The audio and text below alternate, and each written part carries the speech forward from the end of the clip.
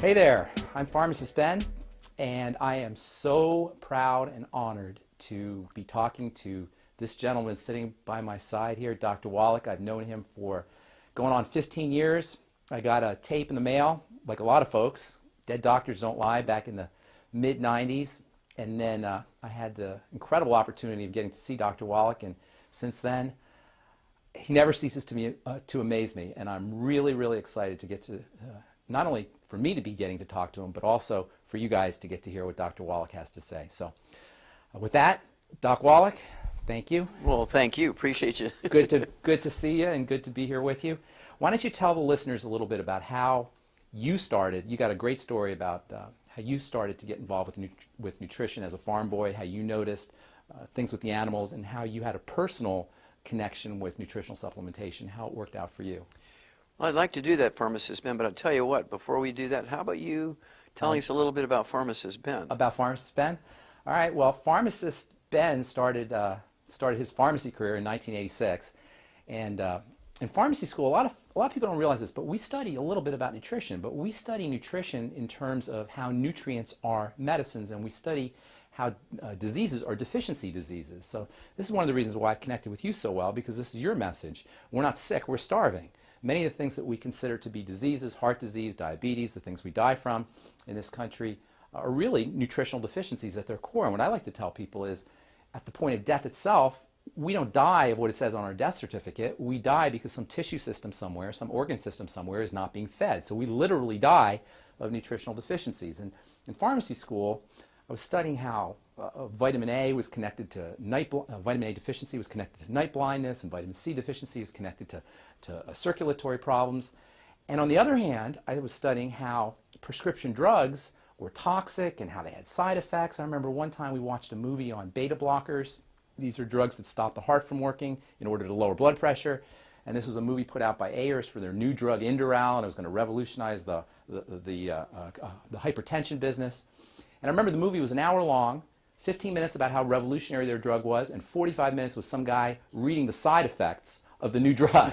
45 minutes, I'm telling you, reading the side effects. So I got the idea that we got a real big problem in this country in terms of healthcare.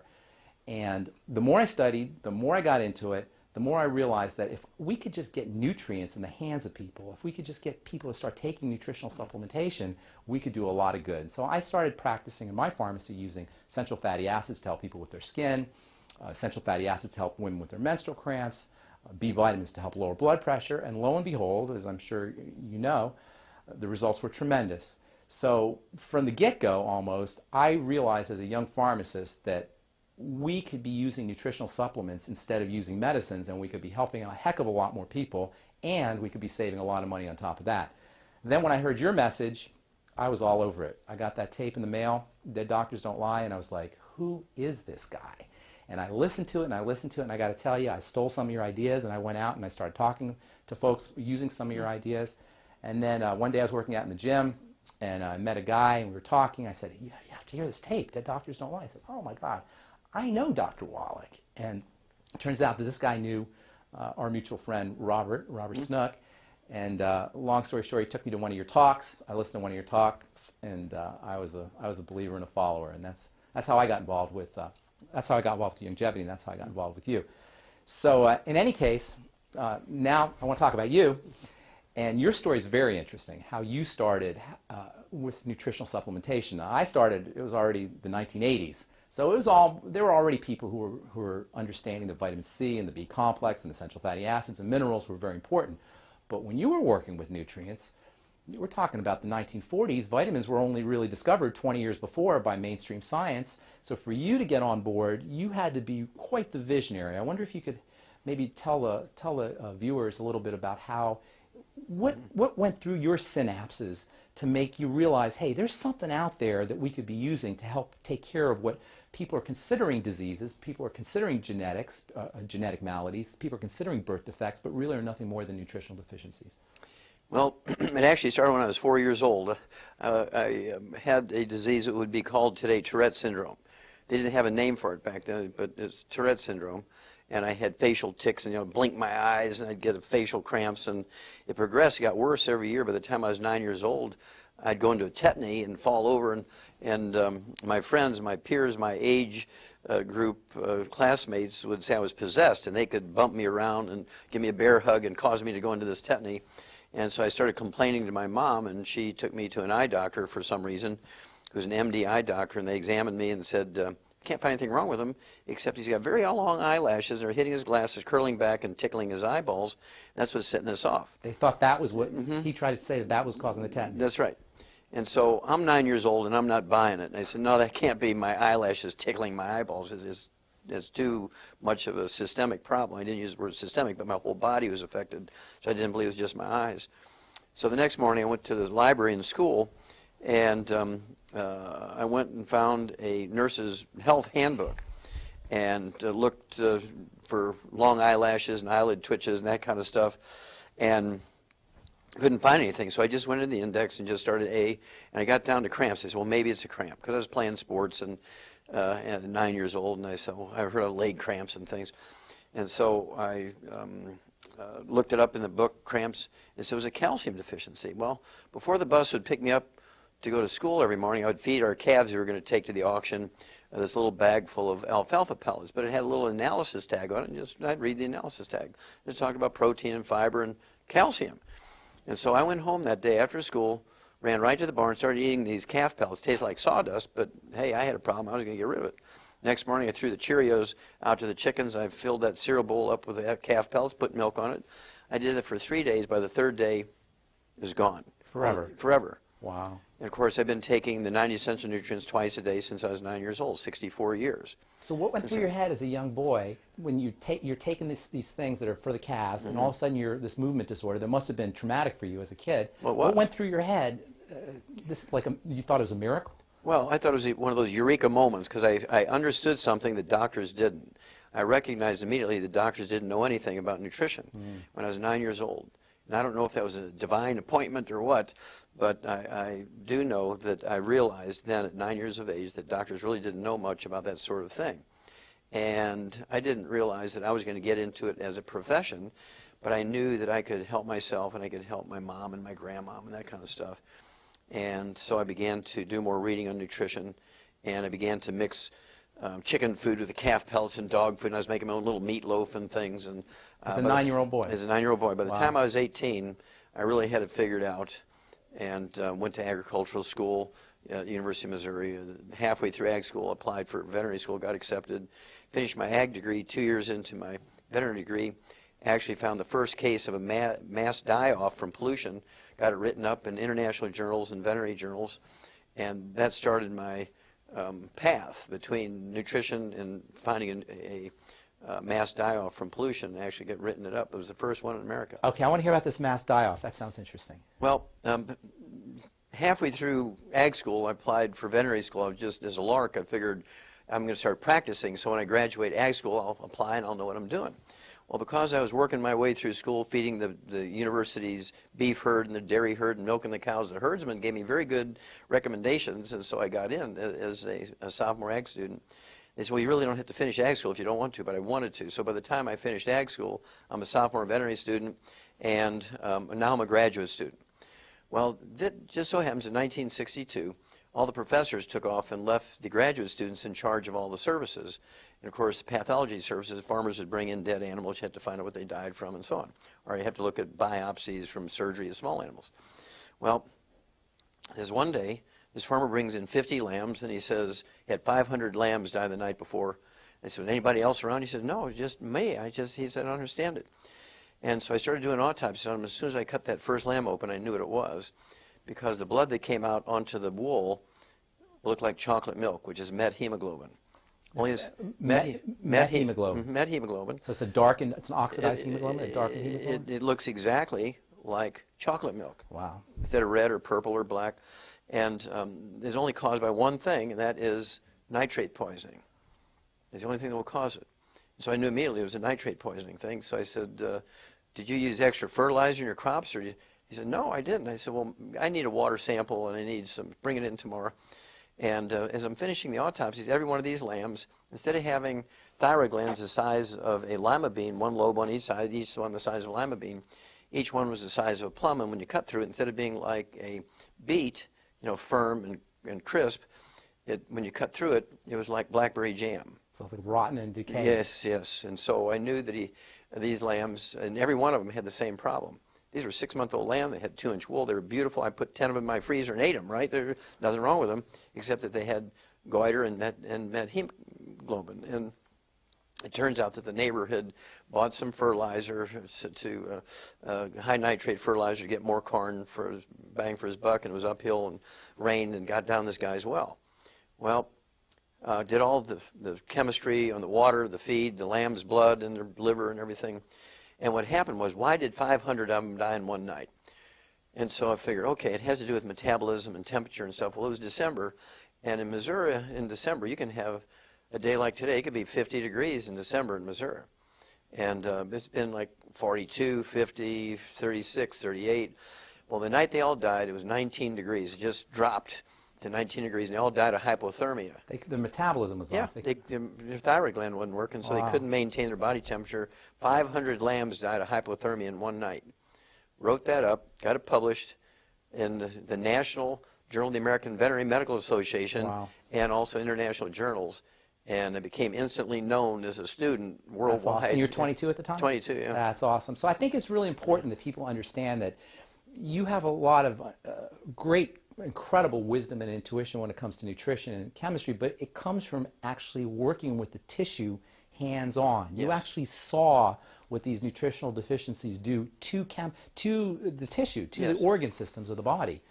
And I think people need to recognize this is not just theory, and this is not just book learning. This is actually hands-on understanding about what nutrition does to the body in terms of its the body's organ structure, and the body's cell structure, and the body's tissue structure. That's super important. There's not a lot of people out there who are pathologists or who have pathology background and a nutritional background as well. And a physician and a veterinarian. That's right. That's right. That's right. Well, the thing that followed up from that was I was working with Marlon Perkins as a kid during high school, and he got me a job doing that's the Wild Kingdom. Wild Kingdom, Mutual of Omaha, Marlon Perkins, yep. And he got me a job in Africa on the white rhino project, which had to do with saving the white rhinos. It was one of those conservation projects. And I was able to get 200 of them, bring them back to the United States, caught them. And so if you see a white rhino in a zoo or a wild animal park, it's either one that I caught or maybe offspring. Well, because of that paper, Perkins, and this was the time when pollution was being brought to the surface by Silent Spring, you know, the movie, Rachel Carson, the book, and so forth. And he was very good. He thought, you know, we have all these animals dying from natural causes in zoos. Maybe pollution has something to do with it. Kind of like the canary in the mine concept, like the old Welsh coal miners. If the gases got in the mine, the canaries would drop off the perch long before the men would die, and they could run out before they blew up. Extinct canary in the coal mine, or animals that were becoming extinct. Exactly. Yeah. And so he said, we're wasting this material. We need to have some. And I know a guy, Wallach, because I'd give him copies of that paper on the lambs. Oh, wow. So he pulls me back out of Africa, and he made me the chief pathologist in that project, which combined the services of the Shaw's Botanical Gardens in St. Louis, the zoo, and the biology department of Washington University. And so it was called the Center for the Biology of Natural Systems. To make a long story short, over a period of 12 years, I did over 20,000 autopsies, and over 17,500 were on over 454 species of zoo animals, 3,000 human beings who lived in close proximity to the zoo. And the book that came out of it is 1,200 pages, and it's in the Smithsonian Institute as a national treasure. Well, they were shipping me all over the place. Well, what struck you, what hit you the most? 12,000 autopsies, that's a lot of tissue. 20,000. 20,000 autopsies. That's a lot of tissue you're looking at. What struck you the most? What was made the biggest impression on you from looking at all that tissue? Well, pharmacist bend. Yes. The most profound finding, and this was sort of in the summary there was like 75 scientific papers that came out, published in international journals. I mean, this was a big project. National Institutes of Health, $25 million, which is a lot of money back then. It was chump change now, but back then it was a lot of money for a 24-year-old kid, right? And so the profound bottom line finding was, and this is published now, Every animal and every human being who dies of natural causes dies of a nutritional deficiency That's disease. awesome. That's awesome. Pollution was kind of a background thing, and in some cases it contributed to it. And those are another long stories. But they could have handled the pollution if they were nutritionally That's solid. exactly right. Yeah. That's beautiful. So now this is 1962. 1962. This is 1962. So take us forward, because you didn't start to become well known, and the Dead Doctors Don't Lie didn't hit for another 1993. Until 1993. So take us forward from 1962 through the 60s. What's going through your head as you're seeing that there's this problem with nutritional deficiencies, and it must have hit you that, hey, we got a big problem here. We knew it was a big problem, and when I was in Africa for that 2 years working in the White Rhino Project, I was still studying nutrition because I wanted to know what elephants were eating, where they were getting their minerals, where they were getting their vitamins. We were testing water and testing the leaves on the trees and the bark that they were eating and so forth, and writing papers from that too and so forth. And when it came back and began to do these autopsies, they would send me, the National Institutes of Health and the National Science Foundation would send me to different facilities, because some facilities had whales and some didn't. Some facilities had walruses and some had gorillas and didn't. And so they wanted me to do autopsies or draw blood samples or whatever I had to do to get as many species involved in this project. Well, they actually, after the time at the St. Louis Zoo, they sent me to the Brookfield Zoo in Chicago because they had whales, and they had the Shedd Aquarium with dolphins, and they had the Brookfield Zoo and the Lincoln Park Zoo, so the number of species went way up. And I was walking into this office, and I'm unpacking, and there's two biologists there who are getting ready to go on an expedition into Alaska to catch some wild Arctic foxes. And I said, oh, that sounds like an interesting project. Why are you doing that? He said, well, we have a pair of Arctic foxes here at the zoo, at the Brookfield Zoo in Chicago, and they must have some terrible gene, because Arctic foxes normally have 10 to 12 kits in their litter, and they were only having 3 to 5 kits, and they're always born with this birth defect, so they have this terrible genetic problem. So we want to get some wild genes and bring that in and reconfigure the genes and so forth. I said, well, tell me about it. They said, well, 5 years earlier, you know, the babies were born with neural tube defects, and 4 years earlier, they were born with no limbs. 3 years earlier, they're born with no diaphragm, so they all suffocated to death. All different things. All different things. Yeah. Every year is a different thing. And then the last year, they had cleft palates. And I said, well, it's not genetic, because it'd be the same birth defect. It'd be like the same birth defect year after year after year. If it's one gene, it'd be the same problem. Exactly. He says, what are you feeding them? Ground up horse meat. And they said, well, are you giving them any vitamins? Minerals? No, because they're meat eaters. We just give them meat. And so I knew what the problem was right away. So I said, okay, I'll tell you what. Since your guys are leaving this week, why don't you get them off a display? They're imperfect. I played to their beliefs, right? So I said, they're imperfect specimens anyway. Give them to me. Let me kind of work on them and do some tests on them. And they were happy with that. They brought them up there.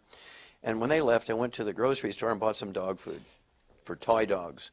And I gave it to the foxes. Within a couple of months, they had a normal litter of 12 babies. So I did the thing that a good farmer would do. I inbred them, right? I bred the mother to the sons, the father to the daughters, the brother to the sisters, and by doing that, I had 300 foxes very quickly. Right. And then I inbred them, and I inbred them. By the time 3 years went by, I had over a couple of thousand foxes, and they were in the reptile house, the bird house, the administration healthy building. Foxes. They're all perfectly healthy, Yeah. Not a single defect in any of them, because they're all getting dog food, which is perfect. Well, I think what you're talking about here is so interesting, because this is the middle 60s now we're talking? This is the early 60s, yeah. Well, today, the cutting edge in science and in genetics is not genetics at all, it's epigenetics, correct? So what you were doing 30 years ago was epigenetics. Yes. I wonder if you could tell the folks a little bit about the whole idea of epigenetics, how epigenetics relates to genetics, and how nutrition relates to epigenetics. Well, you have to appreciate how the medical mind thinks, pharmacists, Ben. You know this being a pharmacist. But for our viewers here, the medical mind is that they get a theory and everything belongs to that theory. For instance, back in the days of the cavemen, there were witch doctors and shamans. Everything was caused by evil spirits. Right.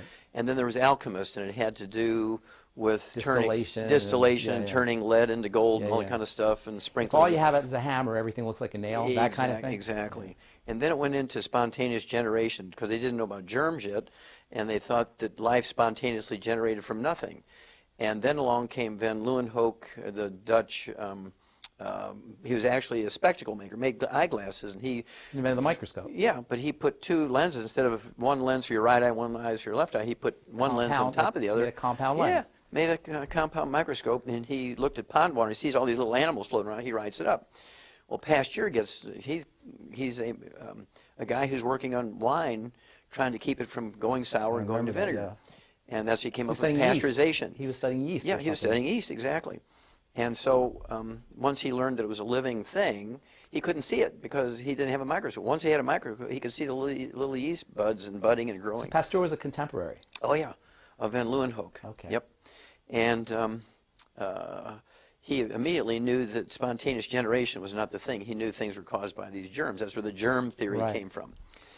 And then, of course, he was the first one to actually practically make vaccines, although there was a medical doctor in England by the name of Jenner who was involved. Got a smallpox guy. Yeah, exactly. Yeah. And so when you had Pasteur, he took 25 sheep in the center of Paris. He set up pens, artificial pens or temporary pens. He had 25 sheep. For anthrax, he had 25 sheep. He didn't. He gave anthrax to all 50, and the ones that were vaccinated, 24 of them survived, and one died, and the ones that didn't have vaccination all died. And so the press was there, and it was everybody agreed that he knew the answer to anthrax, and so the medical system couldn't argue with it because the press had already made it a fait accompli, right? And then comes along Mendel and Darwin, right? And Darwin's talking about how things evolve in the Galapagos Islands, and he'd see all these different finches, which are really the same species, but they had different colors and different beaks, but they're the same species. And that's because it took a little adaptation in each of the different islands to survive, the predators and things. That's where he came up with the theory of evolution, by watching the finches? Well, watching the finches. That's where he got that idea. And he knew there was something being passed on from one generation because the ones who were successful had some adaptation, right? That was the word, adaptation. And the ones that couldn't adapt got eaten by the predators. This is the beginnings of the genetics theory. Yeah, There's something being passed on, some information passed on from parent to offspring. Exactly. And then here's Mendel, who's this monk, right? And he's growing peas, and he's studying peas, which the monks love to eat. And he was studying which he could get the best peas, and he learned that there was something being passed on.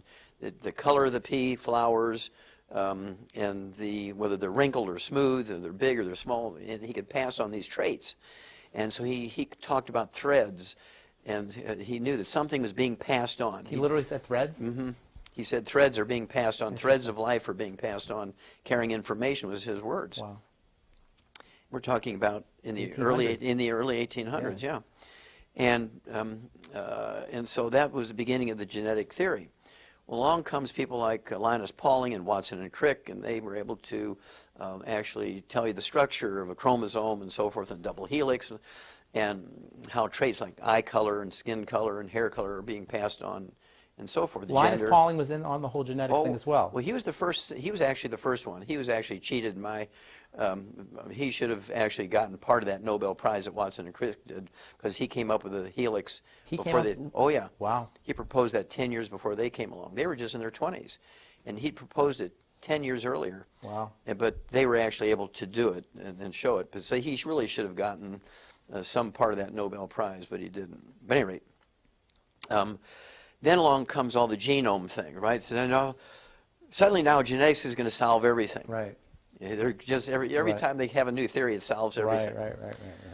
Okay, and of course the genetic theory was fought for a long time, just like the Earth is flat theory was tried to be defended by the holders of that theory, until Columbus came along, who was an ignorant Portuguese seaman, right? He said the Earth was not flat. He's the guy sailing out there. He knew the Earth wasn't flat, and so it comes down to perceptions and what you know and so forth. They were limited.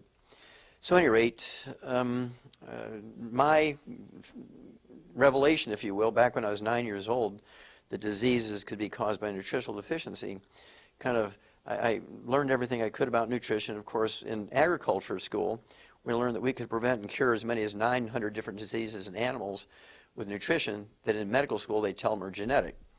Did you know that it was really a nutritional, an epigenetic component, that the nutrition was actually changing the genes? Yes, well, no, we didn't have the word epigenetic at that time. Nutrition was changing the genes, though, that the lack of nutrition was affecting the genetics? And now that's a better word, affecting. Okay, they weren't changing the genes. Affecting. Affecting, because the genes are like a factory. The chromosomes are like a factory. Can you build any factory without raw materials or parts? No.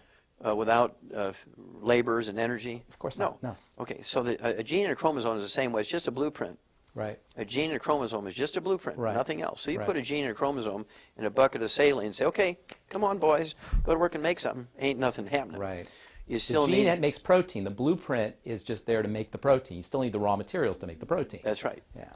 And so we learned in agricultural school that we could prevent and cure every disease you can think of. We can prevent and cure, well, let's see, we can prevent every birth defect. Many of them you could cure. Some of them, like cleft palate's a surgical case, right? And for instance, congestive heart failure, the most common cause of heart disease, death in adults in America, it's a deficiency of a single vitamin. In fact, when I went to the next thing after the foxes in the Brookfield Zoo, the Shed Aquarium there in Chicago, they called me over and said, hey, we hear you're wanting to do autopsies on some cetaceans, which are whales and dolphins and things. I said, yep. They said, well, we got a freshwater dolphin here from the Ganges River in India, just died, and we get 10 or 12 of them every year, and in the spring and by the fall they're all dead. This is pretty typical. Why don't you give us your thoughts what's happening here? So I go over there and cut that thing open. First thing, I knew immediately what it was, because the heart of a 300-pound freshwater dolphin is as big as your fist. Well, this dolphin's heart was as big as a basketball. He died of congestive heart failure, which is a deficiency of a single vitamin. So I said, are you giving these dolphins any vitamins? No, we're feeding them whole fish. They eat fish, so we just give them whole fish. I said, tell me what species of fish, because there are certain fish, in their tissues, they have an enzyme that kills that vitamin. You're not talking about vitamin C? No. Thiamine. Thiamine. Thiaminase. There's a thiaminase in the tissue of smelt. They're feeding because of the size. The smelt was the perfect food from size standpoint for these freshwater dolphins. They didn't have any thiamine. They didn't have any thiamine because they weren't putting a multiple and extra thiamine in the mouth of those fish when they fed them to the little freshwater dolphins. So, told them to change the type of fish they were feeding them, give them a multiple and some extra B vitamins with a lot of thiamine, stop the deaths in the freshwater dolphins, the Shed Aquarium. And so these are the things I could do with nutrition. And here's all these biologists. I mean, these guys are very skilled, very well trained biologists when it came to behavior of the animals and their dynamics in captivity and so on, and how they reacted for territories with one male against the other, that kind of stuff. Behavioral. Yeah, exactly. But they weren't biochemists. They were biologists, but they weren't biochemists. They were biologists, but they weren't biochemists. Yeah. And so I could come in and see something very simple that I've been studying for 10, 15, 20 years, and see it in a heartbeat, where they could look at it and they couldn't recognize it. Now, thiamine is a fascinating vitamin. That's the berry vitamin. Exactly. That's the vitamin that they were given. Tell the story about the chickens and the rice polishings. Well, beriberi is a very interesting disease. Sailors, of course, used to die from this by the thousands every year. And as they went around the world and their sea voyages were longer and longer and longer, more and more sailors, I mean, 2/3 of the crew would be dead from beriberi by the time they came home, particularly as time went along, because they demanded modern food. And modern food to them meant polished rice, white rice instead of brown rice. Because that's what rich people ate, and so they wanted that as part of their demand. If we're going to go on this long sea voyage, we want polished rice. Okay, and 2/3 of the crew would die from beriberi. Well, first of all, they get a dementia called Korsakoff syndrome, Oh, yeah. which is caused by a thiamine deficiency. And then they would get congestive heart failure. It's like a cure for Korsakoff syndrome is thiamine. I cure people in a week. Yeah. That's amazing, right? But I give them 26,000 times the minimum daily requirement. I hedge my bet, right? Okay, so at any rate, all these diseases that these Japanese naval surgeons were really the first ones to recognize there's some problem here when they fed these sailors this polished rice. But the Admiralty, you know, the big guys up there in the Admiralty, well, listen, these guys are demanding this. This has nothing to do with it. It's got to be some bug. They thought it was a bug. Wow. What year are we talking here? We're talking about the late 1700s. Wow. Okay, in the 18th century. And Europeans get the credit for discovering it, but it was really these Japanese naval surgeons. It was a Polish chemist. Kaiser Funk. Yeah. Who came was up his with name, thiamine. yeah. But, well, he actually identified it. But before that, the Japanese naval They surgeons... knew there was something in there. They knew there was something in the bran of the rice, in the brown covering, the hull on the rice could prevent and reverse that disease. And they would all die of congestive heart failure, but they would all go crazy. They'd lose their minds, Korsakoff syndrome, before they died of congestive heart failure. People who drink alcohol, that deactivates thiamine somehow. Well, sure. Well, alcohol is a liquid sugar, And it makes Thiamine is used for metabolizing the alcohol. And so when you take in sugar or alcohol, Yeah. it makes a deficiency worse. Talk about ADD maybe. How about B1 deficiency, subclinical B1 deficiency for kids who have ADD? They're eating sugar. Maybe they don't need Ritalin. Maybe they need something like thiamine. Or how about subclinical issues? You know, we talk about the big things like congestive heart failure and beriberi. But what are the impacts of subclinical thiamine deficiency, where maybe they're just not getting enough thiamine? What are the impacts on our kids? And okay, well, that's a good one. Let's talk about ADD, ADHD, autism. Back when I was a kid, there was no such thing as those things, right? In the year let's see, 1980. In 1980, it was 1 out of 150,000 kids had autism. In the year 2000, it's 1 out of 150. Today, it's 1 out of 88 is the new, it just came out last week. wow. 1 out of 88 now has autism. Wow. And basically, when I was a kid, all 4 of my grandparents were from Eastern Europe. They were beet farmers and beef farmers. And so for breakfast, I would have cheese and beets and beef and eggs and... No Cheerios? No. No cornflakes? No. Not when I was a little baby, no. And we didn't have those types of diseases. Well, here comes now, 20 years later, kids are being fed on these box cereals full of processed carbohydrates with sugar on it, and they're getting apple juice. Right. How can you build a brain, which is 2/3 by weight, 75% by weight, is cholesterol and good fats? Okay, and so now all they're getting is carbohydrates and sugar, and they're going crazy. Right. So not only are they deficient, but it's costing them nutrients to process all that stuff. Exactly. So it makes the nutritional deficiencies worse. Even worse, right? Right. And so simply, I take kids that haven't spoken in 11 years. You start feeding them eggs, you get them on the 90 essential nutrients, which is what we feed animals, the 90 essential nutrients, 16 minerals, 16 vitamins, 12 essential amino acids, 3 essential fatty acids. And after 11 years of not speaking, I have kids who can read the Bible out loud in churches. That's awesome. And you know what, Doc, I say this on my radio show all the time. I say, you're going to think it's a miracle, but it's not a miracle. This is the way the body works, because you give the body what it needs and it will respond. This amazing system, this amazing divine. You touched on cholesterol. I definitely want to talk about cholesterol. Okay. But before I get to that, my favorite mineral, you know, in the world of nutrition, you get favorites, right? You probably have your favorites. And Sure. I know one of them that's one of my personal favorites, and I know is one of yours, is selenium. So tell us a little bit about selenium, this incredible, incredible mineral, and some of the things that you can use it for. And I want you to place special attention on how selenium is involved with the thyroid, how selenium is involved with diabetes, and all the different things that you can use with this incredible mineral that, by the way, is active in microgram quantities, the tiniest of quantities. Maybe touch on that a little bit. Okay, as you say, selenium is one of those wonderful trace minerals, which is an essential nutrient. We need it. We can't live without it. And it has many functions. It's a structural mineral when it comes to chromosomes, right? Epigenetics, we'll get into that, right?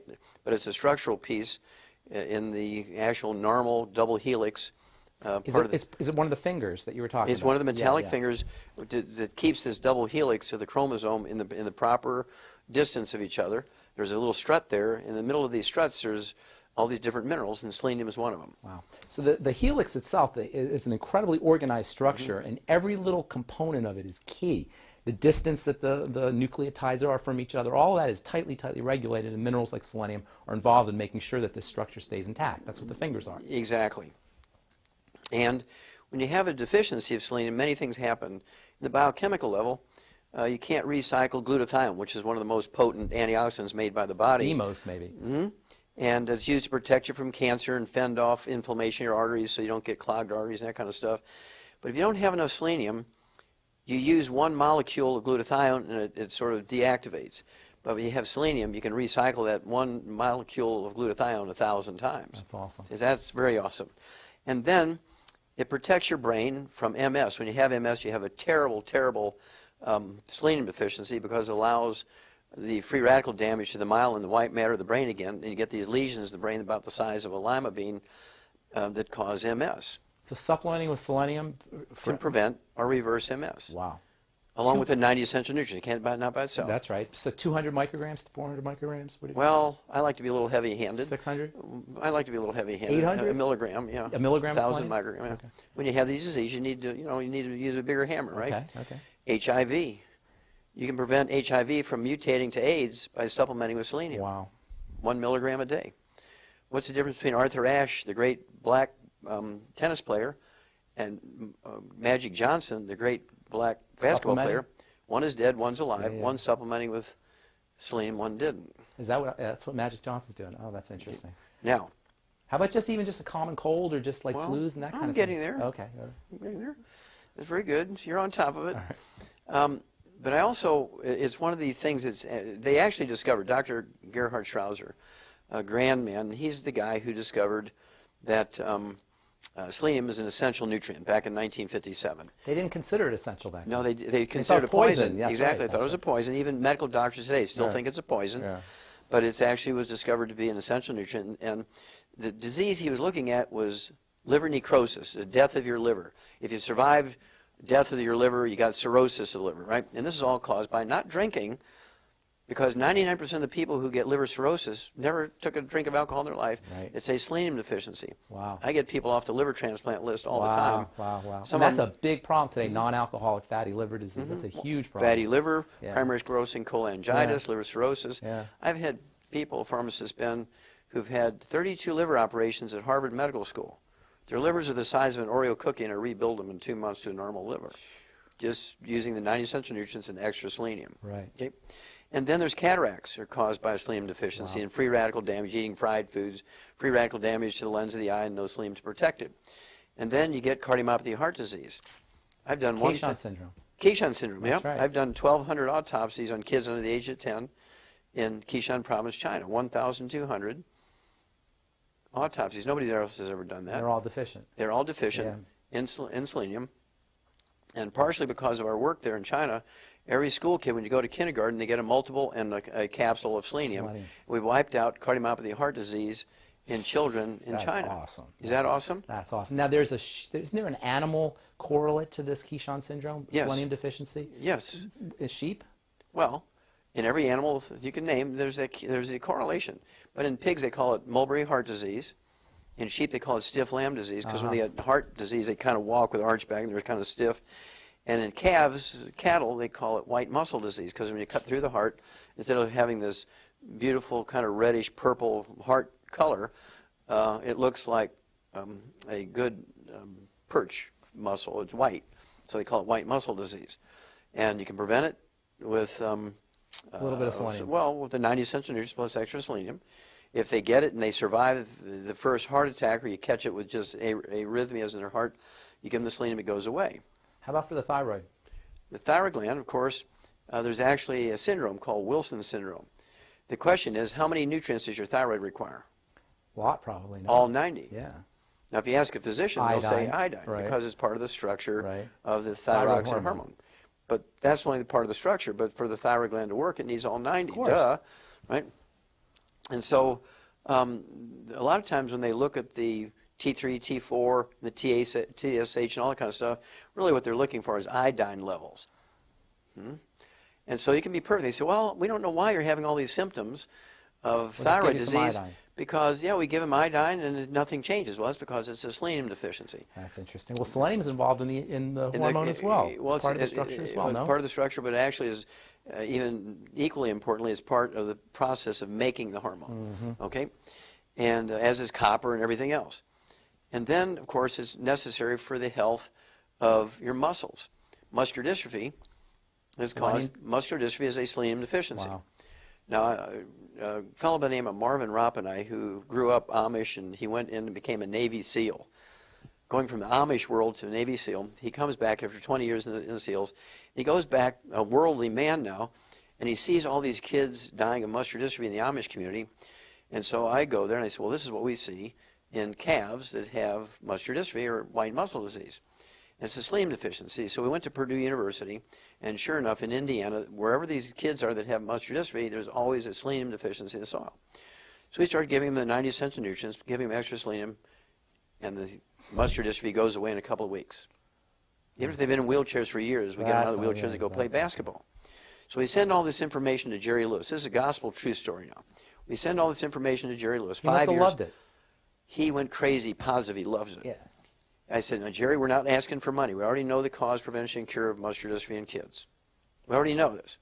And we just think it's appropriate that we offer to you the opportunity to make the news release, because you're the Mr. guy. Muscular Dystrophy. They're Jerry's kids, Yeah, right? yeah, yeah. So you're the obvious guy to make the news release if you want to. If you say no, we'll be happy, but at least my conscience is okay because I've given you the opportunity. He gets excited. He takes it to the medical committee in the Muscular Dystrophy Foundation. They fire Jerry Lewis. That's why Jerry Lewis has not been on the telethon for the last 2 years. Oh, that's an amazing story. And they sent him on a cruise. They actually bought him a ticket to say, we have a non-disclosure contract with you, Jerry. You can lose everything. We'll sue you for everything if you bring this up.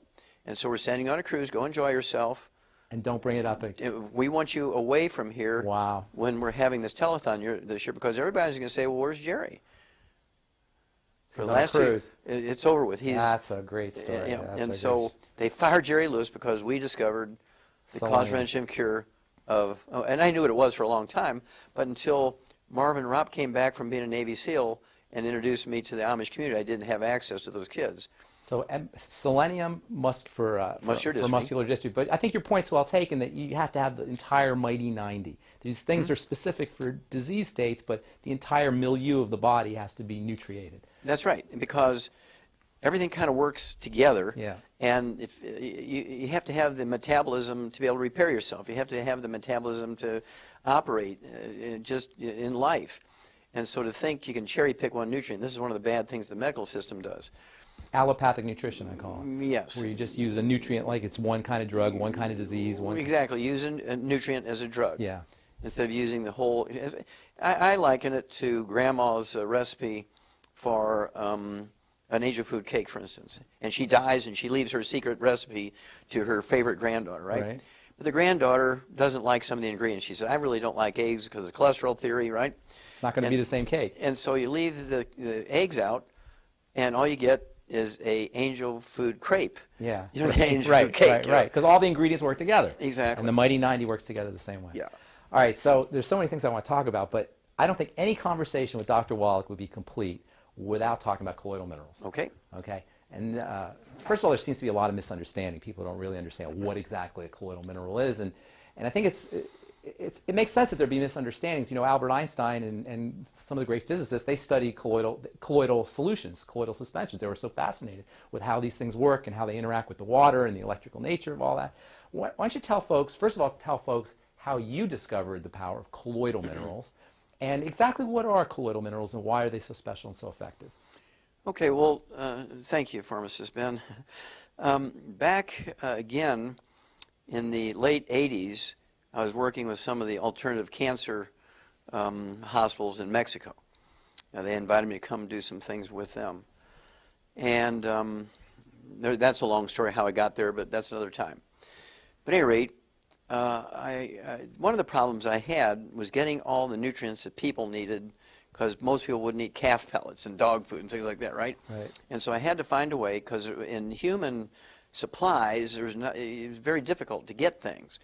And so I needed a source of some really weird trace elements and rare earths, okay, like gallium, ytterbium, yttrium, neodymium, praseodymium. Which the body needs. You get disease if you don't have them. Most doctors, you ask them about those ytterbium deficiencies, rare earth, europium. You ask them about those things, doctors look at you like a deer in the headlight. They've never heard of them, right? And so I was looking for those things. Well, here at one of these alternative cancer hospitals is a little gallon glass jug, and it says, take an ounce of this with every meal. And I tasted, woo, it kind of shrunk wrap your lips over your teeth. It was very tart. Right, minerals. Yep. And so I said, what is this? He said, well, it's this stuff that comes out of the mountains and it has all these different minerals in it. So I took it to Dr. Schrauser, University of California. I said, analyze it. And it had 77 minerals in it, including all these really weird trace minerals and rare earths. Exactly what I was looking for. To make this, as what's turned out now, to be the Alex pack, right? Right. You got it? Right. But that was back in 1985. I had been looking for something, but it was so expensive. It would have all the you were looking for something that would have all those trace minerals. And the rare earths. And if we were to put it together one by one by one, it would cost $1,000 an hour to take that stuff, right? And so it's too expensive. So here's a natural source. Wow. And it had everything in there in optimal amounts. I mean, I really got excited because I said, now I've got the tool that I can bring this to the general public, right? Wow. Well, a colloid is actually a mineral that's in suspension rather than in solution. So it doesn't dissolve, it hangs. It hangs in there. Now, how does that do that? You've heard of Brownian movement, right? Well, all these particles are the same charge. And so they repel each other. And so they stay in suspension by their own energy because they're repelling each other like little magnets. That's awesome. Isn't that awesome? Yeah. So And this is a highly electrically charged solution. That's right. It's like a magnetic solution. But they're all the same charge. Right. That's the secret. They're all the same charge. Right. They're That's all, how they're repelling. Yeah, that's right. Brownian movement, and they knew about that for a long time, but you're talking about one nutrient, one mineral, but here's one with 77 minerals in there. Wow. And there's this, it's almost like a liquid alloy of 77 minerals. Wow. And for instance, if you take a solution, a liter of a solution, you can maximize whatever you can get in there. You get 985 or 989 milligrams. That's all you can get into a solution. There's only so much room in between the water molecules. Now in the suspension, I can get 36,000 milligrams. How do you do that? Ah, kidneys, right? I can get 36,000 milligrams. Well, when you taste that, that'll shred the enamel off your teeth. It's so acid. So I had to cut it down to 19,000 milligrams. But now we're getting up into the dosage rates, so you don't have to drink 7 gallons a day. I had to concentrate it down. I mean, all these little mechanical factors I had to deal with, I had to concentrate it enough to where a human being could take a couple ounces and get enough. Nobody's going to drink 7 gallons a day to get enough, right? But these are highly concentrated suspensions. Yes, but I had to concentrate them more. Wow. Right, see? And so this is perfect for me because I could get 19,000 milligrams in a liter, I could get 600 milligrams in an ounce. That's amazing. That's amazing, right? That's amazing. And so, but in a solution, I could only get 30 milligrams. And so what accounts for that difference then? Well, in a suspension, it doesn't matter how much room there is between the water molecules because these guys are in there keeping each other in suspension all the time. They never settle out. They're self-suspending. They're self-suspending. They never settle out. Wow. It's a perpetual motion machine. So when you're actually drinking an electrical energy, you're drinking magnetism. Of sorts, yeah. So you're drinking a magnetic solution. So Yes. Would you say that the effect on the body is it amps up the magnetic energy of the Well, body? if you look at the heart, for instance, which is an electrical thing, Right. When people start getting palpitations, they are having an electrical conduction problem. So you give them selenium in a colloidal form, problem solved. Wow. Okay, and so it's that simple. But at any rate, then I was able to make liquids. Of course, I think I'm considered the father of liquid supplementation at that level. And the initial product we had was just what we called plant minerals.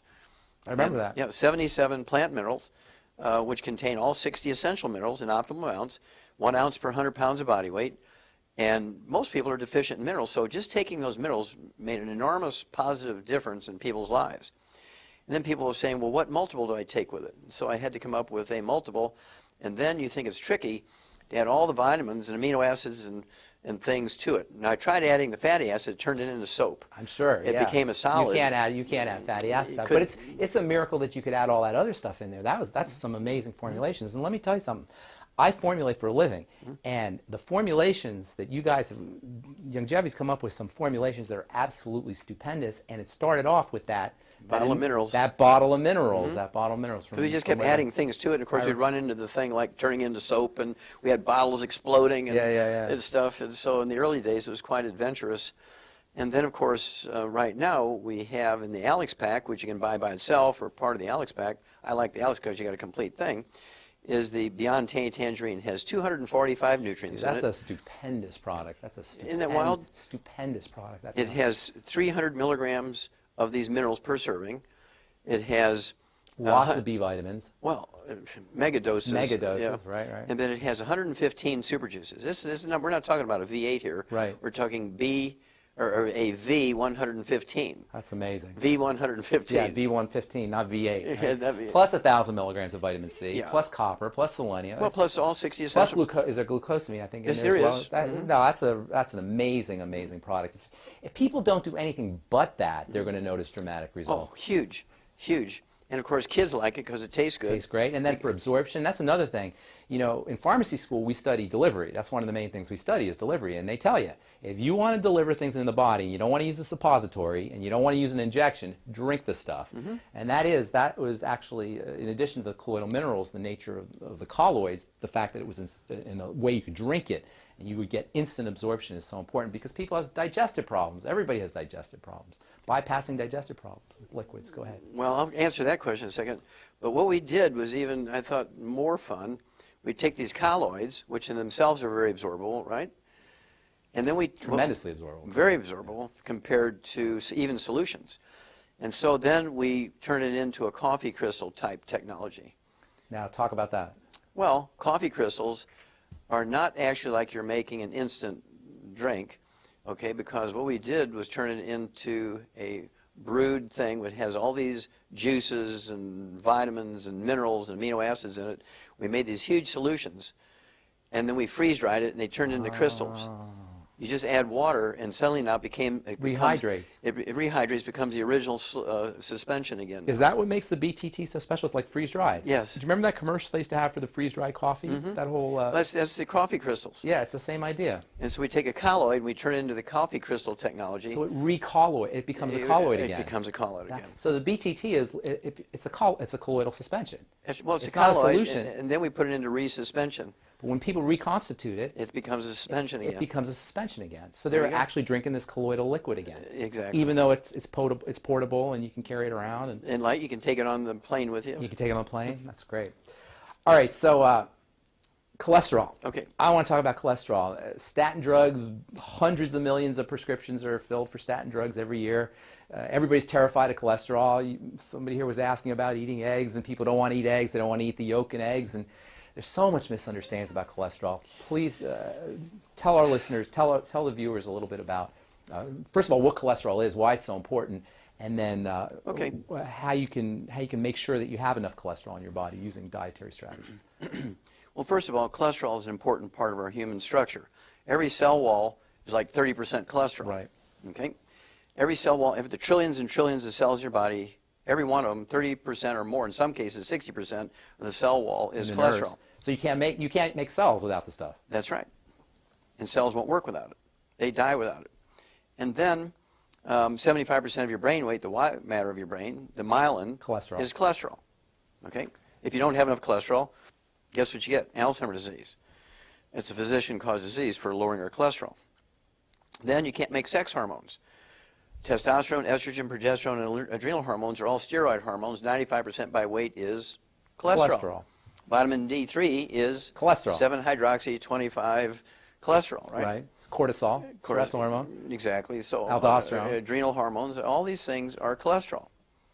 So you don't have enough cholesterol, you get erectile dysfunction, you get menopause, you get adrenal exhaustion, you get Alzheimer's disease. All of it. All of it. How can this beautiful chemical, this beautiful molecule be so demonized in our culture? It's amazing to me. Well, here's why. Because, again, biologists don't know anything about chemistry, right? Doctors don't know anything about nutrition. Right. So that's a maxim. Well, in 1971, after having done 20,000 autopsies, I wrote a paper which compared the plugged arteries in vegans versus plugged arteries in meat eaters. Looking at this cholesterol theory, right? So the vegans are eating grains? Well, grains, vegetables, fruits, and nuts. And guess who had the worst clogged arteries? Vegans. Right. Because of There's the no oils. cholesterol in meat. Well, there was a little bit of cholesterol in the scarring of the arteries, and that's why in their brains they thought it was a cholesterol. But there was turbulence in there, and the body's putting cholesterol in there trying to smooth it out. You know, like these nonstick pans.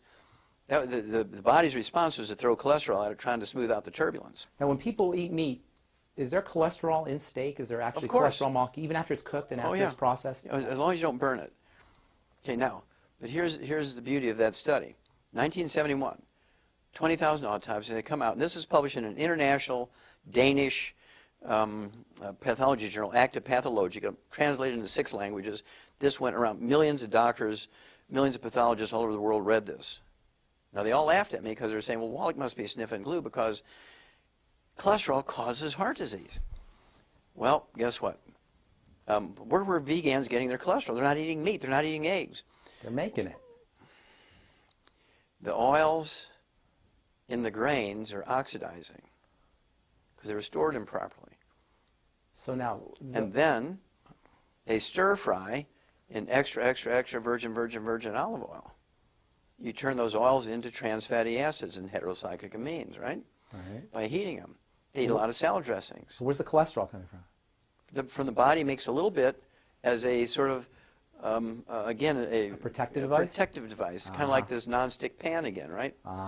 Okay, but it came from your own body so making it's upregulating the body's manufacturing system of cholesterol. Yeah, but it's infinitesimally small. It wasn't even a factor. But they picked, that's the only strange thing that was in there, right? And so they picked that out for some reason. And they came up with these statin drugs to lower cholesterol. Well, here comes now, 41 years later, the FDA in Science News just a couple of weeks ago came out and said, uh-oh, Houston, we have a problem. They put out new warnings on statin drugs saying diabetes. Increases your risk of diabetes by 50%, increases your risk of Alzheimer's disease by 100%. That's amazing. If you go on a cholesterol-restricted diet and you take cholesterol-lowering drugs, statin drugs, you will get Alzheimer's disease. Yeah. Okay? And I said that in 1971, and they all laughed at me. Because you need cholesterol to make neurons. That's right. To make brain You must cells. eat eggs. The egg is a perfect food. You start out with a chick on that egg the size of a lentil, as thick as a piece of paper with the diameter of a lentil, right? I mean, we're talking about 3 or 4 millimeters in diameter, 1/10 of a millimeter thick. That's the chick, and there's the yolk and the white. That's all food for the chick. In 21 days of incubation, you have a chick with a beating heart and lungs and legs and all the muscles and feathers and skin and eyes and brain. All from that little egg. All from that little egg. And so it's a perfect food. Yeah. And so if you want to keep your brains, you want to have a great sex life, you want to you want to have your adrenal glands are happy, you don't want to have menopause, you don't want erectile dysfunction, you better be eating 6 to 10 to 12. I eat a minimum of 8 eggs a day. I try for 12 every day. Where else can you get? What other foods would you recommend? Eat the chicken skin, throw the chicken away. Just don't eat it fried, okay? You can eat... Fish skin? Yeah, you get a little bit of cholesterol actually in salmon, in the fat underneath the salmon skin.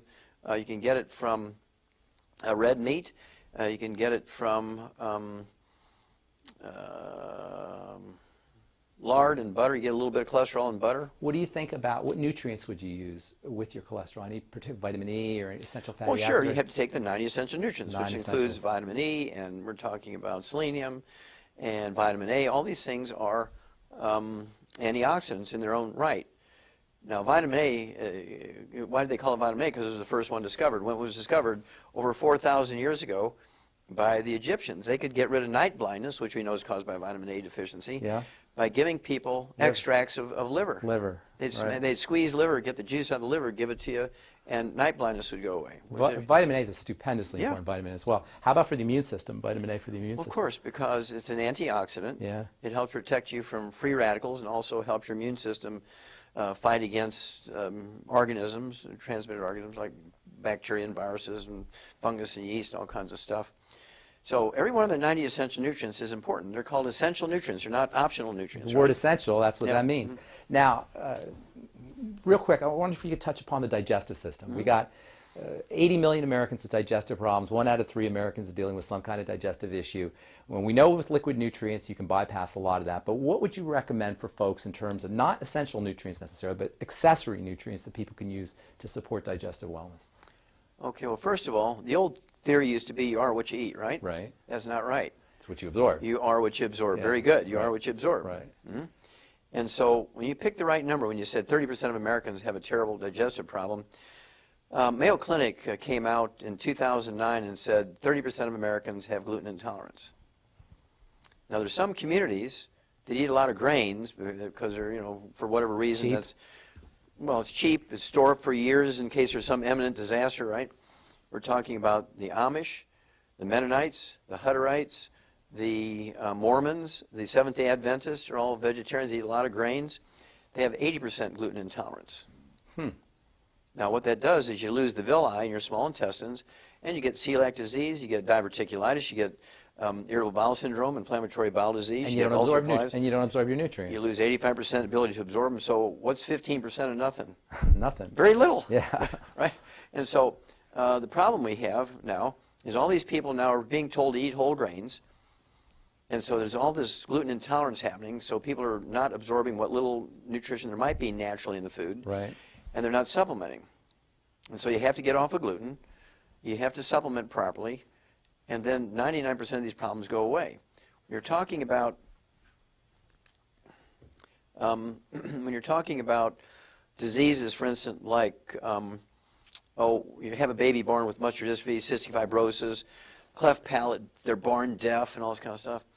Invariably, the mother will be gluten intolerant because what little nutrients are in the food, she can't absorb them very efficiently. So she's got a malnourished fetus. She's got a malnourished fetus.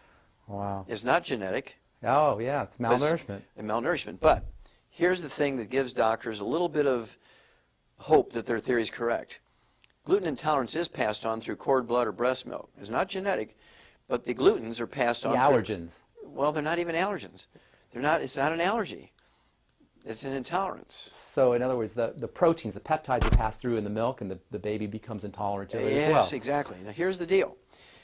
Nobody's allergic to poison ivy because there's no pollen involved. Nobody eats it for salads. But everybody is intolerant of it. Now, you rub poison ivy on yourself, you don't get an allergic reaction. You don't get an immune reaction. You have a contact dermatitis. Right. The same thing when you eat gluten and you have a gluten intolerance, you don't get an allergic reaction. You get a contact. It's a mechanical issue. Would you say it's It's mechanical? a chemical irritant. You get a contact enteritis. Okay. So it's not necessarily an allergic reaction. It is not an allergic reaction. It's still an immune reaction. No. It's not even an immune reaction. Is it mechanical? It's a chemical irritant. So gluten is an irritant. Oh, yeah, it's a contact There's enteritis. bakers will get it too. There's baker's dermatitis. Well, yeah, exactly the same thing. Same idea. And so what you do is you get these people on gluten-free diets. Their asthma goes away in 2 weeks. It's amazing. And you have a woman who's had 3 kids in a row with muscular dystrophy. You put her on a gluten-free diet. You give her the 90 essential nutrients appropriate for her body weight. You throw in some extra selenium. She'll never have another child with muscular dystrophy. She can have 10 more kids, but none of them will have muscular dystrophy because it's not genetic. That's amazing. Now, are there other things in grains aside from gluten? Gluten gets all the press, but there's other things as well. Are there other proteins, other peptides? Well, sure, there are allergens. You can get a wheat allergy, but it's not necessary to be gluten intolerant. Is grain a problematic food, in your opinion? Yes, it is, because human beings were never designed to eat grain. Yeah. Now, the animals that do very well with grain are They have ruminants. extra stomachs. They have 4 stomachs. Yeah. So if we had 4 stomachs, maybe we'd be able to eat that. Well, we'd be able to eat grain. Yeah. We have a single stomach, and we don't have the capacity to handle grains like an antelope and a buffalo and the horses and cattle and sheep and goats and all these animals with 4 stomachs. When you look around the world, other than one-celled animals, the 4-stomach animals are the most universal form. They're everywhere, on every continent, every place. There's more species of ruminant animals than there are elephants. So our digestive system just isn't designed to eat these kinds of things. That's right.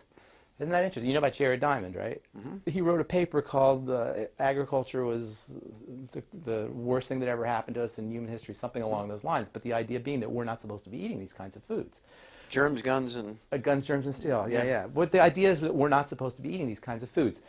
What about gluten-free? What about gluten-free flours and gluten-free grains? What's your take on those? Well, gluten-free grains are what? We're talking about millet. Yeah. Buckwheat, which is not wheat. Quinoa. Quinoa, and you're looking at rice. You ever hear the old macrobiotic diet? I don't know a lot about it. Well, during the 60s, the hippies, all those flower children were running around eating the macrobiotic diet, which was essentially a German cleansing diet that was made from brown rice and steamed vegetables. It was only supposed to be done for 2 weeks, but they felt good on this stuff, right? And so they added a little bit of fish to it, maybe some eggs, so you get enough protein so you could live on it forever. And, I mean, these people were solving problems like eczema, asthma, were all going away in this macrobiotic diet. And they said, it's the magic of the brown rice. No. It's because they gave up wheat. That's interesting. And there was this Michio Kuchi who popularized, he's a Korean guy who popularized the macrobiotic diet. He had terminal pulmonary tuberculosis. I mean, 90% of his lungs were filled up with tubercle abscesses, and he was beyond hope, according to the doctors, right? He got on the macrobiotic diet, and 3 months later, he's gluten-free, he's cured. That's a great story. Now, I don't know if people really recognize that you are a prolific writer, and you write some great books. You write some great books, and what I like about your books is how you pull together all these disparate fields, these disparate sciences, anthropology and sociology and history and economics and nutrition and chemistry and biology. You pull the whole thing together. And you got a great story, and I think it's in Hell's Kitchen. I'm not sure which one. I think it might be Hell's Kitchen, where we talk about the wood ash. And that's just a brilliant story about how people got the idea that you could actually get healthy by using ash. And you see sometimes you'll see ash on in the ingredient decks or in the nutritional facts on dog food. And tell us a little bit about this whole idea of ash and minerals and how that works in terms of nutritional power and nutritional. Well, sure. Well, this goes back to the caveman. Was that Hell's Kitchen, by the way? Is that well, it was in Hell's Kitchen. There's a little bit of that in the book Rare Earths and Cures. Okay. And also a little bit in even Let's Play Doctor, Immortality. Yeah, it's in all of it. Because in the old days, even in the caveman days, you know, they had fires, right, for their fuel. Right. And the cave's going to get filled up with ashes. Right. So they had to throw it outside. It didn't take long to recognize that, you know, where they were throwing those ashes, the green stuff, the leaves were twice as big than where it didn't get. So when they started gardens, they would throw the wood ashes into the gardens rather than just throw it down the stream or in the recycling bin to save the earth, right? They'd put it in the gardens. Well, wood ashes are not ashes. Wood ashes are really the minerals that the tree had sucked up out of the ground. And when you burn the wood for fuel, the minerals don't burn. So you have a powder in the fire pit, the fireplace, the wood stove. The ash is the minerals that aren't burning. Yes, they put them in the garden. So then the okra and the tomatoes and the corn and the sweet potatoes and the beans and peas and cucumbers, suck it all up, eat your vegetables, your grains, you got it that way. You got your minerals in that fashion. Nobody made the connection yet. They were using it as a fertilizer, but they never made the connection they were getting minerals from it. They never did that. But when I know the exact moment when everything changed. It was 3 o'clock in the afternoon, Monday, September 4th, 1882, when Thomas Edison pulled the switch on the first commercial electric generating plant. 3 o'clock in the afternoon, Monday, September 4th, 1882, he pulled the switch on the first commercial electric generating plant on Pearl Street in New York City on the bluff overlooking the construction of the Brooklyn Bridge. Within 10 years after that, every city dweller had switched over to electricity for heating and cooking. So how many wood ashes? They didn't need any more wood ash. No, they needed them, but how many wood ashes were left over when you cooked and heated with electricity? Nothing. Zero.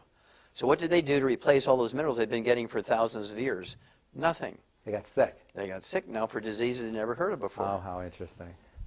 So with electricity. Yeah, it just displaced were our source of minerals. That's interesting. It was sort of a change of just like right now, you can't hardly find a payphone in an airport because of cell phones have replaced it. Newspapers are going away because all the little classified ads are going away because of the cell phones and eBay and all that kind of stuff, right? So is the postal service going away because of email. Yeah. Okay. Well, the same thing happened when you had the electric stove come along. There's no ash anymore. No ash anymore. But they didn't make up the difference. Nobody knew to make up the difference. And so wood ash has been, when you look at the top, and this is where the book Immortality comes in, we looked at the top 20 longevity cultures on Earth. We did it through National Geographic. We read 60 years worth of National Geographics because we knew we'd have to spend millions of dollars of our personal money and years and years and years. And then people would say, well, Wallach, we don't believe this one, and we'd argue about that one. So we took everything from the National Geographic, give them plenty of credit and so forth. We used their pick of the top 20 longevity cultures. We have 40 times 100-year-olds. They have 100-year-old per 250 population. We have 100-year-old per 10,000. Wow. Okay? Which cultures? Well, we were talking about things like Sardinians, the Nicoyans in the Pacific coast, to Costa Rica, really weird places you never heard, Okinawans, right? And so the Hunzas up on the Pakistani border with China. Lake Titicaca. The Titicacas and that kind of stuff. It was really, really weird. All top 20 longevity cultures are third world cultures. They're illiterate. They have no doctors, no medical system. They have no utilities. Glacier milk. What do they have? Well, I thought that's what it was in the beginning, but the universal thing that they picked was they all use wood for fuel. Oh. And by dumb luck, pharmacist Ben, by dumb luck, when you look at the agricultural schools at the universities in the countries in which these cultures exist, by actual analysis of the land that they grew their food on, and they got the trees that they use for wood, for fuel, they had 60 minerals in their soil. By dumb luck. By dumb luck. Yeah. That's great. All right, we talked to our friend Aaron just a few minutes ago, and he's an amazing testimony to everything you talk about. He lost 100 pounds. Everybody wants to lose weight. Obesity is ridiculous. We're the number one obese nation in the world. We're the starving obese. It's crazy what's out there. By 2030, they estimate 50%. Not overweight, Doc, obese. Okay, so how can we use the Mighty 90 to lose some weight, especially now with Christmas and Thanksgiving? How can folks use the Mighty 90 to lose some weight? Well, again, pharmacists we're the #1 obese nation in the world. We spend more money for healthcare than all the nations of the world combined, yet we're the #1 obese nation in the world. What's going on here? What that tells you don't have to be too bright to stand back and say, how could we be the #1 obese nation in the world? What does it say about the level of understanding of obesity by our doctors and our government? They know nothing. Nothing. Otherwise, we'd be number 204, right? We'd be the thinnest people on earth and the healthiest. But we're #1 obesity because they know nothing about obesity. In their theory, you know what I'm saying? In their theory, obesity is caused from lack of exercise and a disease of excess. You're eating too much. Right. Because they think that we're like an oven. They think if you eat carbohydrates at only 4.5 calories calories in, calories out. Exactly, 4.5 calories per gram as opposed to 9 calories per gram for fat. You can't buy fat. It's fat-free, low fat, no fat. Right, but we're still fat. We're still obese. Okay, and that's because it is not a disease of excess and it's not a disease of lack of exercise. When you're obese or even overweight, it's a disease of deficiency. You're deficient in a couple of minerals. So obesity is actually a deficiency disease? Yes, okay. Obesity deficiency is a disease of a couple of minerals. All right. And the symptom of the deficiency of these couple of minerals is the munchies. Ah, so you can cure the munchies by using these? Oh, yeah. Uh-huh. So what are the minerals? Well, I won't tell you yet. Because if I tell everybody, what I want them to do is get that book, Hell's Kitchen, and read the whole story. Okay, so it's just a couple of minerals that will take care of the munchies. Well, there's 2 minerals. If you have those deficient those 2 minerals, you're going to be one of these people who weigh 600, 800, 1,200 pounds. But any mineral deficiency, not vitamin, you can be deficient in all the vitamins you want, and you won't gain weight. Huh, it's mineral deficiency. It's a mineral deficiency. In horses, it's called cribbing. They chew on the fence. Right. How about pica? Is that what pica is? Pica. Pica, yeah. Mm-hmm. And little kids will eat dirt and stuff like that. Mm-hmm. Yep. Yeah. It's because of a mineral deficiency. Huh. Only. So when people have the munchies, their body is the body's wisdom is let's go get some minerals, and they're trying to find these minerals. You're driving you to eat something to find the minerals. Yeah. Okay. So using the Mighty 90 and using these minerals will take care of the munchies and take care of the weight loss. Suddenly now, if you just get on the Alex pack, take the 90 essential nutrients, right, you'll lose 10, 15, 20 pounds in a month. We see this all the time. Yeah, without even thinking. Yeah. Because suddenly now, your portions are automatically get smaller because you're tired of throwing food away. Yeah.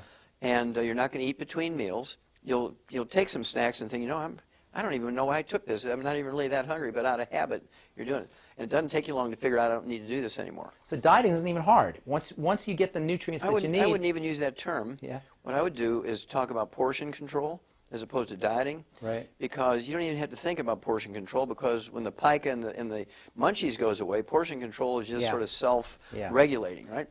Now, to speed it up, we actually have what we call the Slender FX Weight Management System, which has a meal replacer in it, which is 80 calories and no sugar, so it's great for diabetics who need to lose weight. It's only 80 calories. You can have 2 of those meals a day. I like to throw in a couple of eggs and make it with water, and you're only going to get like a 250 calorie meal, so 2 of those is 500 calories. You're going to have a 300 or 500 calorie meal. You're down below 1,000 calories. And you have all your nutrients. You have all your nutrients, right? Because you're still going to take your 90 essential nutrients. You're going to take your Alex pack, even though you've cut your calories, your portion control is way down here, but you're still taking your 90 essential nutrients, and you're going to lose weight. We see it all the time. In fact, that's the most dramatic example of how powerful this stuff is the weight loss. Yes. And the weight loss shouldn't even necessarily be the target of what you're looking for. That's like It just happens. It just happens. Yes. It happens on its own. Now, if somebody needs to lose 25, 50, 75, 100 pounds or more, then we throw in what we call ASAP. I like to add ASAP. Yeah. ASAP is an acronym for as slim as possible. Right. But I like to say ASAP because it's as slim as possible, as soon as possible. Yeah, now, exactly. And so what I like to do, if you need to lose 50 pounds or less, you put 1 dropper full under your tongue of this liquid, what it is, it's amino acids, which is the raw material for your pituitary to make certain hormones. Like growth hormone. No, like HC. Oh, okay, all right. Yeah. And so, don't tell anybody. I won't say anything about that. It's a very important hormone. Though. Yeah, and so instead of going and getting prescription injections, you do this yourself. Right. And you're going to lose, a quarter of a pound, half a pound, 2 pounds a day, depending on how you are with that portion control piece, right? And just like you said, Aaron lost 100 pounds. We have thousands of people every month. I see it. It's amazing. Yeah. It's absolutely amazing. And I see it around the world. People are this product's going around the world now. Yeah. And but they're adding years to their life. They're decreasing the likelihood of arthritis and degenerative diseases and cancer, God forbid. Cancer, heart disease. All of that. Absolutely. Yeah. And it's a combination of the 90 essential nutrients, the Alex pack. It's a combination of the super juices that's in the BTT, the Beyond Tangerine, 115 super juices, antioxidants fending off the bad guys. Magnesium. Well, it's all in there. Yeah. Well, the It's the OsteoFX Plus, we haven't even talked about that one. That's a wonderful well, product. it's part of the Alex pack. Yeah, yeah. It's all in there. And so at any rate, obesity goes away very quickly. But when you say, right now they're predicting 50% obesity by the year 2030, that tells you that they don't know what to do. Because if they knew what to do, they'd say, okay, right now we're 36% obesity. But it'll be Here's less. what we do. Yeah. And by 2030, it's going to be 20%. They don't know what to do. They have no earthly Yeah. idea because their theory has failed them. Yeah. And they cannot believe it's a disease of deficiency. In their little pea brains, they cannot believe that it's a disease of deficiency. Well, they're still operating that steam engine mentality where you put the coal in and you get a fire, and they don't understand that the body's not a steam engine. There's a whole, it's a metabolic system. It's Yes. a chemistry system. Okay, now, the spin-off of that, of course, they say that people who are obese, they have a higher rate of Diabetes. Yep, that's this sort of cousin disease here. Right. They run together, but not all the time. You can have people who are obese don't have diabetes, but they do tend to run together. And we've known for 70 years that diabetes, type 2 diabetes, which makes up 98% of the diabetic population, is a simple mineral deficiency disease again. It's not genetic in any way, shape, or form. Right. It is not genetic in any way, shape, or form, for emphasis, right? Right. It is a simple mineral deficiency disease. And I have to tell you this story. You'll appreciate this, pharmacist man. There's a fellow out there by the name of Jerry Murphy. He's an owner of one of the largest, I think it's the third largest medical laboratory in America. He services 7,000 hospitals and tens of thousands of doctors' private offices every day with his medical laboratory. This guy's got 3 It's PhDs. like a diagnostic Oh, diagnostic laboratories. Yeah, they take specimens and Yeah. send them to the laboratory. They send the results back to the doctor, right? I mean, this guy has 3 literally he has 3 PhDs. He doesn't have in diabetes. medical. Oh yeah, he had terrible brittle diabetes. I mean, his blood sugar is off the chart, even with injectable insulin. And he His knows about all this stuff. Well, he has access to the finest endocrinologists, the cutting edge of research on what you do for diabetes, all the drugs. I mean, he knows everything about diabetes the medical system knows. Well, a mutual friend introduces us, and because I've been talking about diabetes for 25, 30 years, right? And so I said, well, yes, sir, I can help you. I can get your A1C hemoglobin down below 5 within a couple of months. I can get your blood sugar down below 100 without medication. You'll be an ex-diabetic. And he looks at me like, oh, yeah, right. Right. He says, who are you? So I had to introduce myself a little bit. He said, well, I don't believe you. So tell you what, give me a test. I mean, give it a try. You have everything to gain, nothing to lose. You're not being successful at what you're doing. He said, okay, I'll give you 90 days, Wally. He says, if you can get my A1C hemoglobin down from 8.9 down below 5 within 90 days, if you can get my blood sugar consistently down below 100 without medication within 90 days, I'll be your best friend. Wow. I'll fly around my jet plane. I will show up spontaneous at meetings you won't even know. I'll just appear and give my testimony. I will brag about you. I will put every one of my employees on your program, and I'll stop all my insurance. And you knew you could do it. You knew you I was could. self-insure. Well, I've been doing it every day for Of course, 35 years. yeah. And so he said, but I'll tell you what, if you fail, if in 90 days you haven't gotten rid of my diabetes, I will hire somebody whose only job is to go around every place where you're going to give a talk and tell everybody in the newspapers, be interviewed and tell everybody what a quack you are. Right. I said, okay, Jerry, let's do it. Let's go for it. And he was kind of shocked that I didn't want to negotiate, right, and equivocate. Right. I said, let's do it. Well, to make a long story short, in 2 months' time, following exactly what I told him to do, and he was very good, he was impeccable in doing exactly what I told him, his A1C hemoglobin dropped from 8.9 down to 4.3, and his blood sugar went down to 62 without medication. That's amazing. And you know what? It's the way you put it and the way you frame it, it's easy. It's easy. And I want everybody to understand this is easy. If you have diabetes, if you have a blood sugar problem, and you've been told you're going to be on insulin the rest of your life and you're going to be on drugs the rest of your life, this is easy because it's a metabolic problem. And once you change your body's chemistry, it can't help but follow. Now, that gets us to my personal favorite product. And, you know, we all have our favorite products, but my personal favorite product is the Sweeties. Yes. And that's because... That's the secret sauce. That's the secret sauce, right? It's for the type 2 diabetes. The chromium and the vanadium. And these two minerals are so amazing for blood sugar. Real quick, if you could just tell the listeners a little bit about chromium especially, but a little bit about vanadium. Well, these two minerals have been known, again, for 70 years to support your body's ability to metabolize carbohydrates and fats and sugars at the cellular level, support healthy blood sugar, by sensitizing your cell membranes to insulin. That's what they do. They're sort of the cofactor necessary so your cell wall can recognize insulin. Right. So it can speak the language of insulin. People who have type 2 diabetes, contrary to what doctors tell their patients, when you have type 2 diabetes, you're making as much as 10 times more insulin than a non-diabetic. It's resistance to the insulin. Exactly. So the insulin level is going up because your body keeps trying, keeps pumping out more, saying, why aren't you responding? Well, that's because you're missing that key. It's kind of like the combination on a combination lock. And if you take this along with the 90 essential nutrients, by themselves you'll get okay results. But if you take those two by themselves, you'll be unhappy. You say, well, that Wallach thing didn't work. You must take them along with the 90 essential nutrients. The B vitamins, the vitamin C. And all 90 essential magnesium, nutrients. In their theory, you know what I'm saying? In their theory, obesity is caused from lack of exercise and a disease of excess. You're eating too much. Right. Because they think that we're like an oven. They think if you eat carbohydrates at only 4.5 calories in, calories out. Exactly, 4.5 calories per gram as opposed to 9 calories per gram for fat. You can't buy fat. It's fat-free, low-fat, no-fat. But we're still fat. We're still obese. Okay, and that's because it is not a disease of excess and it's not a disease of lack of exercise. When you're obese or even overweight, it's a disease of deficiency. You're deficient in a couple of minerals.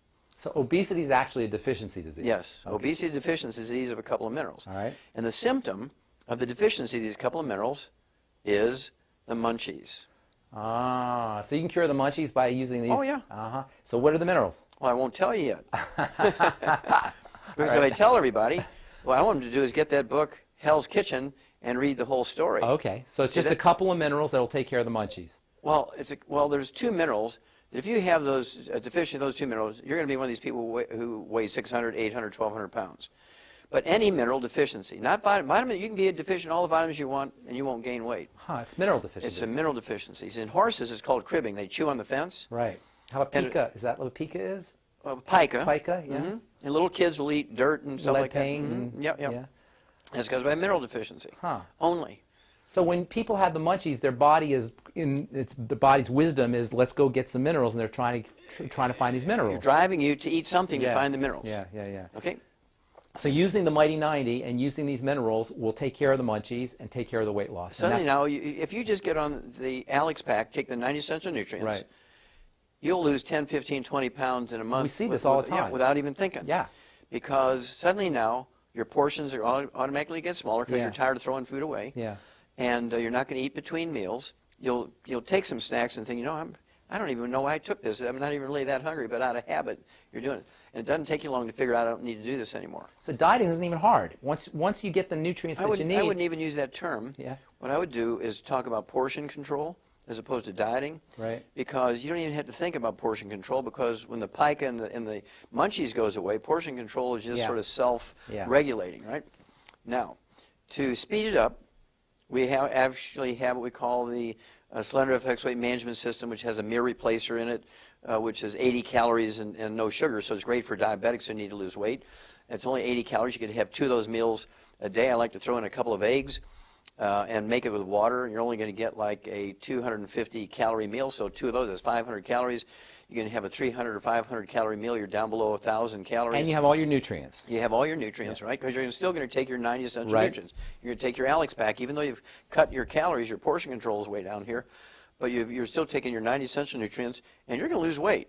We see it all the time. In fact, that's the most dramatic example of how powerful this stuff is the weight loss. Yes. And the weight loss shouldn't even necessarily be the target of what you're looking for. That's like It just happens. It just happens. Yes. It happens on its own. Now, if somebody needs to lose 25, 50, 75, 100 pounds or more, then we throw in what we call ASAP. I like to add ASAP. Yeah. ASAP is an acronym for as slim as possible. Right. But I like to say ASAP because it's as slim as possible, as soon as possible. Yeah, now, exactly. And so what I like to do, if you need to lose 50 pounds or less, you put 1 dropper full under your tongue of this liquid, what it is, it's amino acids, which is the raw material for your pituitary to make certain hormones. Like growth hormone.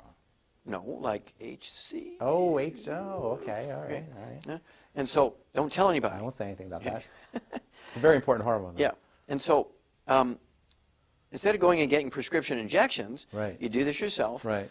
And you're going to lose, a quarter of a pound, half a pound, 2 pounds a day, depending on how you are with that portion control piece, right? And just like you said, Aaron lost 100 pounds. We have thousands of people every month. I see it. It's amazing. Yeah. It's absolutely amazing. And I see it around the world. People are just, this product's going around the world now. Yeah. And but they're adding years to their life. They're Oh, yeah. decreasing the likelihood of arthritis and degenerative diseases and cancer, God forbid, and Cancer, heart all of disease. that, all of that. Absolutely. Yeah. And it's a combination of the 90 essential nutrients, the Alex Pack. It's a combination of the super juices that's in the BTT, the Beyond Tangerine, 115 super juices, antioxidants fending off the bad guys. Magnesium. Well, it's all in there. Yeah. Well, the It's like- the OsteoFX Plus, we haven't even talked about that one. That's a wonderful Well, it's product. part of the Osteo- Alex Pack. Yeah, yeah. It's all in there. And so at any rate, obesity goes away very quickly.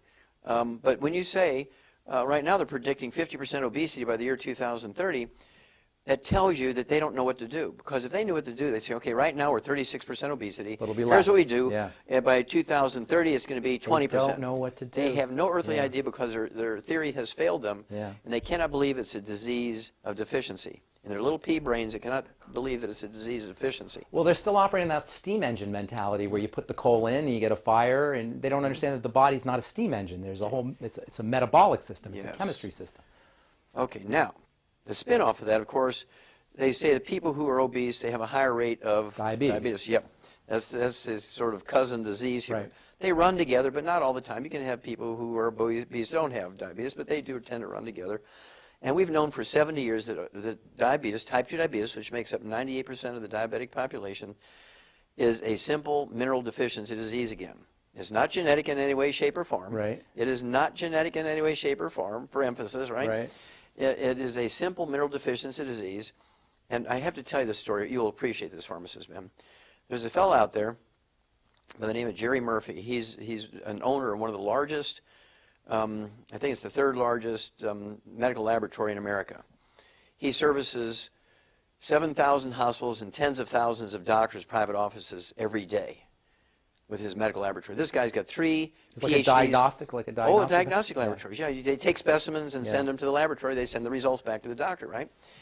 I mean, this guy has 3 literally, he has 3 PhDs. He doesn't have in diabetes. medical. Oh, yeah. He had terrible brittle diabetes. I mean, his blood sugar is off the chart, even with injectable insulin. And he His knows about all this stuff. Well, he has access to the finest endocrinologists, the cutting edge of research on what you do for diabetes, all the drugs. I mean, he knows everything about diabetes the medical system knows. Well, a mutual friend introduces us. And because I've been talking about diabetes for 25, 30 years, right? And so I said, well, yes, sir, I can help you. I can get your A1C hemoglobin down below 5 within a couple of months. I can get your blood sugar down below 100 without medication. You'll be an ex-diabetic. And he looks at me like, oh, yeah, right. Right. He says, who are you? So I had to introduce myself a little bit. He said, well, I don't believe you. So tell you what, give me a test. I mean, give it a try. You have everything to gain, nothing to lose. You're not being successful at what you're doing. He said, okay, I'll give you 90 days, Wally. He says, if you can get my A1C hemoglobin down from 8.9 down below 5 within 90 days, if you can get my blood sugar consistently down below 100 without medication within 90 days, I'll be your best friend. Wow. I'll fly around my jet plane. I will show up spontaneous at meetings you won't even know. I'll just appear and give my testimony. I will brag about you. I will put every one of my employees on your program, and I'll stop all my insurance. And you knew you could do it. You knew you I was could do it. self-insured. Well, I've been doing it every day for Of course, 35 years. yeah. And so he says, but I'll tell you what, if you fail, if in 90 days you haven't gotten rid of my diabetes, I will hire somebody whose only job is to go around every place where you're going to give a talk and tell everybody in the newspapers, be interviewed and tell everybody what a quack you are. Right. I said, okay, Jerry, let's do it. Let's go for it. And he was kind of shocked that I didn't want to negotiate, right, and equivocate. Right. I said, let's do it. Well, to make a long story short, in 2 months' time, following exactly what I told him to do, and he was very good. He was impeccable in doing exactly what I told him. His A1C hemoglobin dropped from 8.9 down to 4.3, and his blood sugar went down to 62 without medication. That's amazing. And you know what? It's the way you put it and the way you frame it, it's easy. It's easy. And I want everybody to understand this is easy. If you have diabetes, if you have a blood sugar problem, and you've been told you're going to be on insulin the rest of your life and you're going to be on drugs the rest of your life, this is easy because it's a metabolic problem. And once you change your body's chemistry, it can't help but follow. Now, that gets us to what my personal favorite product, and we all have our favorite products, but my personal favorite product is the Sweeties. Yes. And that's because that's the secret sauce. That's the secret sauce, right? For, it's for the type 2 diabetes. The chromium and the vanadium, and these two minerals are so amazing for blood sugar. Real quick, if you could just tell the listeners a little bit about chromium especially, but a little bit about vanadium. Well, these two minerals have been known again for 70 years to support your body's ability to metabolize carbohydrates and fats and sugars at the cellular level, support healthy blood sugar by sensitizing your cell membranes to insulin. That's what they do. They're sort of the cofactor necessary so your cell wall can recognize insulin, right. so it can speak the language of insulin. People who have type 2 diabetes, contrary to what doctors tell their patients, when you have type 2 diabetes, you're making as much as 10 times more insulin than a non-diabetic. It's resistance to the insulin. Exactly. So the insulin level is going up because your body keeps trying, right. keeps pumping out more, saying, why aren't you responding? Well, that's because you're missing that key. It's kind of like the combination on a combination lock. And if you take this along with the 90 essential nutrients, right. by themselves you'll get okay results. But if you take those two by themselves, you'll be unhappy. You say, well, that Wallach thing didn't work. You must take them along with the 90 essential nutrients. The B vitamins, the vitamin C. And all 90 essential nutrients. Magnesium, right. All the amino acids, everything. You cannot do it in an isolated way. That's right. Okay? I don't want people to get the impression they can just take those 2 minerals and their diabetes is going to win. No. Those are the secret sauce that goes along with the basic program, and then it will work every time. There's actually a component in the body called the glucose tolerance factor, which chromium and I think vanadium might be part of. Are part of that glucose tolerance factor. But then it's something your body puts together when you have those nutrients, right? Just like your bones. What's the secret sauce for bones? Well, minerals, including phosphorus and calcium and not just calcium. Magnesium. Well, no, your bones require all 90 essential nutrients. 90 essential exactly. nutrients. So if you just take calcium, you'll still get osteoporosis and fractures and arthritis. That's such an important point. You can't say that enough. It is the entire spectrum of essential nutrients, and that's why the term the mighty 90 is so important. It's not just one nutrient. As important as chromium is, and as important as vanadium is, and as important as calcium is, it's the entire spectrum of nutrients that you need. You cannot make an angel food cake with McCormick's liquid vanilla extract by itself. Right. You can get an angel food crepe, as you said. Well, you wouldn't even get a crepe with just the extract, right? But we can make a town diabetes-free in 60 days. Isn't that amazing? Diabetes is probably one of the easiest things to reverse. And you know what's interesting is you could be a hero so fast when you get people like this guy you're talking about, Jerry. You can be a hero so fast simply by putting people on these kinds of essential nutrients. And how much death and destruction and just nightmares does something like diabetes cause in this country? Well, next to obesity is the biggest single cost factor in medicine today. 1/3 of Americans, 30% of Americans have type 2 diabetes. And how many pre-diabetics? Well, that's scary, isn't it? Right. Another 1/3. Right. So you're talking 2/3 of a country that spends more money than any other. All nations combined. Combined, right? Yeah. We spend more money than any other country in the history of the planet. All nations combined, not any country. All nations. Ever in history, and we are the sickest culture in the history of the planet. And something as simple as supplementing with nutrition, making sure that you're eating correctly. Staying away from the bad things. Staying away from the bad things can make such a huge difference. It's been such an honor to talk to you. I can't even tell you, Doc. Well, thank you so much. Thank you for, not just for me, but thank you on behalf of everybody that you've touched and everybody whose lives you've improved, everybody whose lives you've changed. You're just an amazing, amazing, amazing human being, and it's a pleasure. Well, I appreciate you, Pharmacist Ben. I really appreciate you because 15 years ago you came to me. Don't tell about my pants. Don't tell. You came to me and you said, I really want to learn from you how to use nutrition to help my patients and people I know, and you kept your word, and I'm very proud of you for that. Thank you. I appreciate it. Well, that's all the time we have for today. Thank you so much, everybody. It's been a pleasure and an honor. I'm Pharmacist Ben, Doc Wallach. Thanks a lot, buddy. Thank you. We'll talk again.